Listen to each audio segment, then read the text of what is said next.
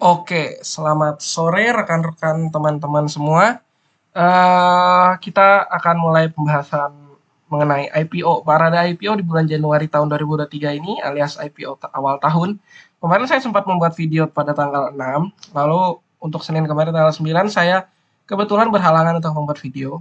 Jadi untuk rekap yang terjadi kemarin saat IPO tanggal 9 akan kita satukan saja dengan tanggal 10 sekaligus kita mereview kembali update-update yang telah ada saat saya buat video tanggal 6. Jadi pertama itu ada saham BIR, Soul sama BIR. Saya rasa Soul sudah tidak perlu dibahas ya karena dia masih ARB kalau nggak salah. Soul, ya dia masih ARB. Untuk Broksumnya juga tidak ada yang menarik. Masih distribusi masif sama lalu ada BIR.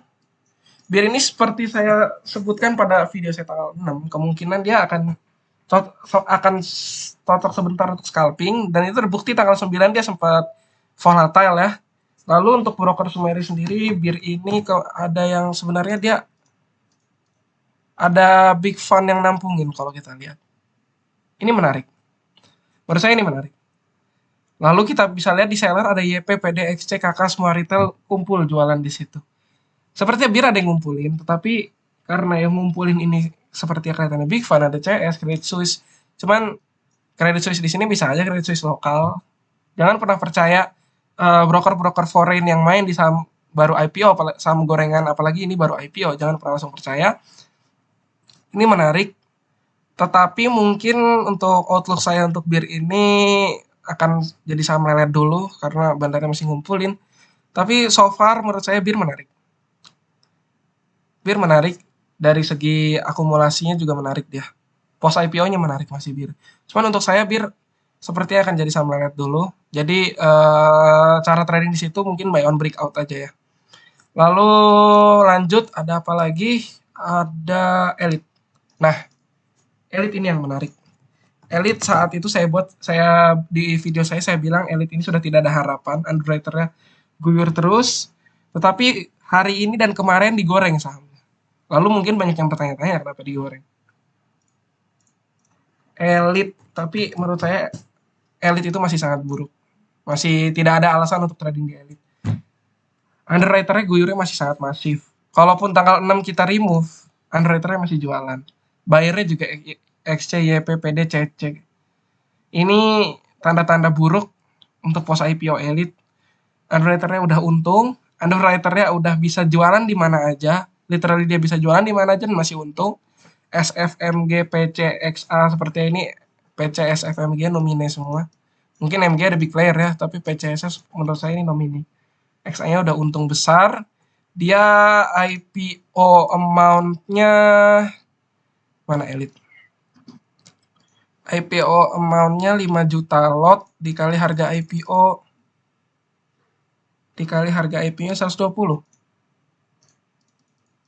Nomor 60 miliar. IPO mau 60 miliar, sedangkan barang yang keluar di XA udah ada total udah ada 40 M. Sisa 20 M lagi. Harga 160, jauh banget di atas harga IPO. Ini XA jualan di mana aja juga udah untung. Menurut saya hindari aja sih.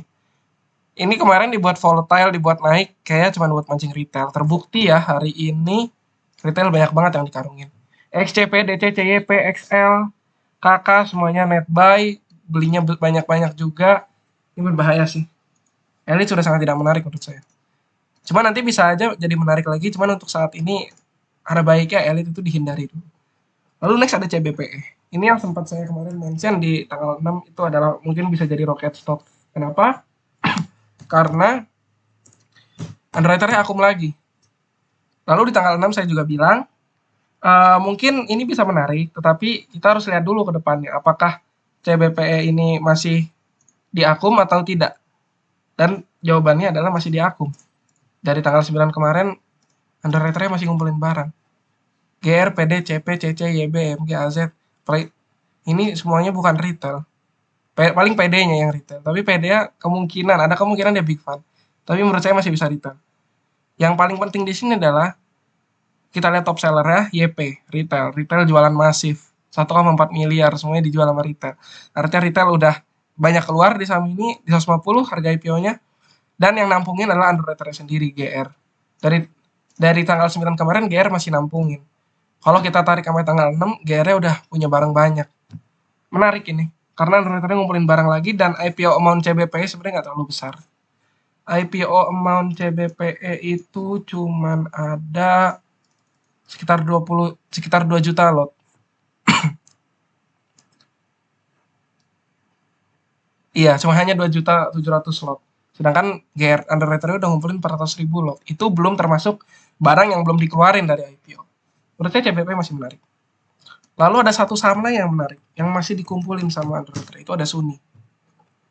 Suni sempat saya bilang di grup Milestock kemarin, underwriter ngumpulin barang. Underwriter ngumpulin barang, AI-nya ngumpulin barang. Retailnya jualan, YP jualan, XC jualan, KK jualan, retailnya jualan. Bayarnya juga bukan retail semua. AI underwriter-nya, GR bukan retail, LG bukan retail, OD bukan retail, YB, MKPC, CC, gak ada retail di sini. Iya, gak ada retail sama sekali dibayar. Dan yang paling penting underwriter-nya aku. Underwriter-nya masih ngumpulin barang. Ini menarik. Underwriter masih ngumpulin barang. Tetapi ada satu poin yang mungkin bisa saya sampaikan. Kemungkinan ngumpulin barangnya agak lama. Berbeda sama CBP. Kenapa? Karena dia IPO amount-nya banyak, 6 juta lot. Sedangkan barang yang baru terkumpul hanya 200.000 lot. Kemungkinan masih lama untuk gorengnya. Itu pun kalau digoreng. Karena gimana pun juga suka-suka bandara, suka-suka underwriter ya, kalau dia mau goreng dia akan goreng, tapi dia harus ngumpulin barang dulu dan barang yang dikumpulin masih banyak. Tapi menurut saya menarik buat dijadikan pantauan. Tetapi tetap batasi resiko karena tadi disclaimer-nya ada bisa masih suka-suka bandara dan juga barang yang dikumpulin masih banyak. Bisa aja underwriter-nya banting dulu sampai retail cut loss semua baru dia goreng. Kita nggak ada yang tahu. Ibaratnya lot sizing Bapak Ibu, lot sizing teman-teman diukur aja lah. Jangan sampai all in, jangan sampai lot sizingnya ini yang paling penting sih kalau main di saham IPO, saham-saham post IPO atau saham-saham yang punya resiko itu lot sizing. Jangan sampai dia ngambil aset banyak, jangan sampai Bapak Ibu atau teman-teman semua nggak trading negara, semua duitnya nyangkut di Suni. Jangan sampai kayak gitu. Lot sizingnya diatur lagi. Lalu next yang berikutnya itu ada saham wine. Ada wine. Wine baru IPO hari ini. Wine saya kira awalnya gak menarik karena dia tadi arahnya sempat kunci arahnya dibuka, open aja belum diarah. Kunci arah juga sempat dibuka 147 ini low-nya. Tapi ada beberapa poin yang menurut saya masih menarik. Ada AI sama DP. Di sini buy-nya menurut saya agak logis. Buy-nya seperti clean buy ya, tapi kalau kita jadiin value AI-nya nggak clean buy, tapi DP-nya clean buy. Ada DP yang clean buy. Dan DP ini jarang banget orang atau institusi yang pakai broker DP. Biasanya broker DP ini biasanya beneran institusi besar. Kita lihat di situ transaksi dia sepi. Dan rata-rata emang di transaksi saham-saham gede doang si DP. Menurut saya ada yang menarik di sini karena DP-nya tadi clean buy, ada AI yang nampungin, tetapi di satu sisi INMGSA-nya jualan. Biasanya INSAMG ini jadi nomininya underwriter. Apalagi kita lihat di sini underwriter-nya kurang bagus menurut saya. NH Korindo jarang biasanya nge-maintain harga saham lama-lama. Biasanya kalau dia dapat exit, dia bakal exit. Kalau dia dapat kesempatan buat exit, dia langsung exit. Biasanya seperti itu NH Korindo yang mainnya. Mungkin wine masih bisa naik 1-2 hari lagi. Tapi bisa jadi watchlist sih. Kalau misalkan tadi broker-broker aneh kayak DPAI masih ngumpulin, bisa dijadiin watchlist aja. Tapi menurut saya selama yang jualan masih broker-broker aneh juga kayak INMGS, masih ada kemungkinan lain sih. Selain dia, mungkin aja kita nggak tahu kalau target IPO-nya dia itu malah buang barang ke Big Fund, kita nggak ada yang tahu. Itu untuk wine, dan ada satu yang menarik ini CBRE. CBRE ini pembahasannya mungkin sedikit panjang. Karena tanggal 9 kemarin saya nggak buat video, jadi kita coba bahas dari tanggal 9 untuk CBRE. CBRE ada warrant ya. Jangan lupa CBRE punya warrant. CBRE warrant. Tetapi ada yang aneh di CBRE sama CBRE warrant. Pada tanggal 9 kemarin kita ada chartnya saya buka dulu chartnya. CBRE warrant kemarin dia dibuka di 450, tetapi dia langsung dibanting. Bahkan sampai nyentuh harga 10 kemarin. Langsung dibanting dia. Tetapi di sisi lain CBRE-nya, CBRE induk itu dikunci ARA, beneran nggak lepas dikunci ARA. Dan saat end of day kita lihat broker Sumeri yang ganjel ini AZ, yang ganjel AZ. Ini catat AZ ini nanti bakal jadi poin penting. Yang ganjel AZ sama MG, tapi yang paling gede AZ. Nah, kita lihat sekarang siapa yang guyur CBRE warrant kemarin saat listing. CBRE warrant kemarin saat listing yang guyur itu AZ sama DR. DR siapa? Underwriter ya. AZ siapa? Pihak yang sama saat ganjel CBRE induk. Ini jadi satu poin penting. Yang perlu dipertanyakan adalah di sini, yang perlu dijadikan poin kritis adalah kenapa AZ malah ngeganjel induknya, tetapi di warrant dia guyur, beneran guyur secara deras, apalagi ada DR juga, DR underwriter. Jadi teori yang bisa saya ambil di sini adalah kemungkinan AZ-nya ini ganjel induknya agar retail masih percaya warrant-nya. Retail percaya warrant-nya, AZ bisa langsung taking profit di situ, apalagi warrant itu gratis. Warrant gak ada modalnya. Warrant IPO ya. AZ dapat warrant secara gratis, dia jual di pasar sekunder langsung dapat uang 9,8 miliar. 9,8 miliar itu udah profit. Udah langsung murni profit, gak dipotong apa-apa lagi karena ya tadi warrant itu gratis kalau dapat IPO. Dan dia hanya mengeluarkan uang 6,5 miliar buat ganjel induknya.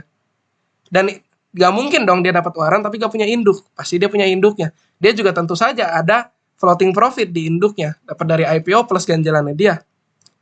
Jadi menurut saya ini perlu dijadikan satu notice warning aja sih, hati-hati di CBRE. Kemungkinan umurnya nggak panjang. Saya waktu itu juga ngomong di Milestop, hati-hati CBRE. Ganjelannya emang real, tapi kalau selama warrannya diguyur, menurut saya CBRE umurnya nggak bakal panjang. Masih bisa arah lagi, tapi menurut saya nggak panjang umurnya. Nih Ipotenglek. Dan hari ini CBRE induknya dikunci ARA lagi. Nggak dikunci, sorry. CBRE tadi sempat dibanting 140, habis itu langsung digoreng lagi sampai ARA. Nah, dengan volume yang gede, ini udah hati-hati. Ini udah pertanda hati-hati.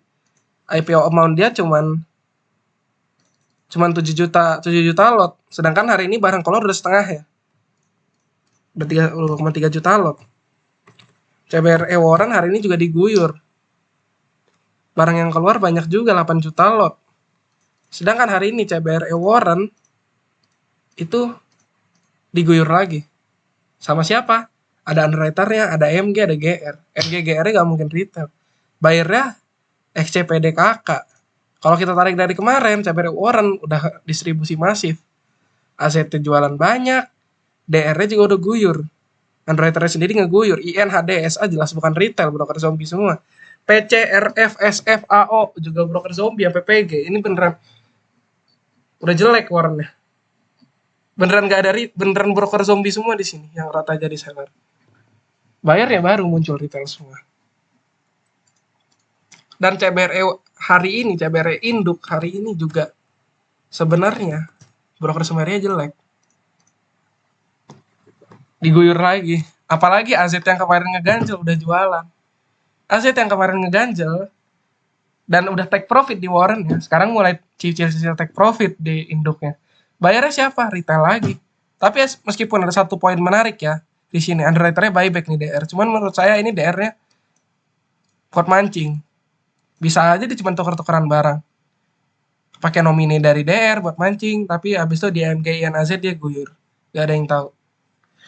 Tapi menurut saya CBRE udah gak menarik, udah high risk. Untuk sekarang, untuk besok di tradingin udah high risk. Dan juga mungkin untuk besok sepertinya arahnya udah nggak dikunci. Menurut saya besok udah nggak arah ini. Meskipun kita sama-sama tahu kalau ada satu tokoh sentral, apalagi sebelum tahun politik, ada pemegang sahamnya di CBRE yang tidak bisa saya sebutkan namanya, tetapi merupakan afiliasi dari salah satu partai terbesar di Indonesia. Meskipun saya nggak bisa sebutin namanya di sini. Cuman menurut saya selama dia nggak ngontrol harganya dan dari Broksum kemarin juga tidak ada broker yang dia gunakan, menurut saya CBRE udah kurang menarik, udah high risk. Besok menurut saya udah nggak kunci arah lagi. Jadi itu yang bisa saya sharing di sini. Semoga ada yang bermanfaat. Kalaupun ada pertanyaan bisa langsung masuk ke grup Mailstock yang saya taruh di deskripsi. Mungkin kalau ada pertanyaan atau mau diskusi, menurut saya seperti itu. Kurang lebihnya mohon maaf kalau ada kesalahan. Kalau bermanfaat silahkan mungkin Bapak Ibu bisa share videonya ke teman-teman atau keluarga yang lain. Kalau siapa tahu bisa memberikan manfaat yang sama. Lagi-lagi do your own research karena gimana pun juga riset yang saya lakukan itu berguna untuk gaya trading saya, belum tentu untuk Bapak Ibu atau teman-teman sekalian. Jadi itu aja mungkin yang saya bisa sampaikan. Selamat sore, selamat malam nanti kalau sudah diupload videonya. Terima kasih sudah menonton, semoga bermanfaat.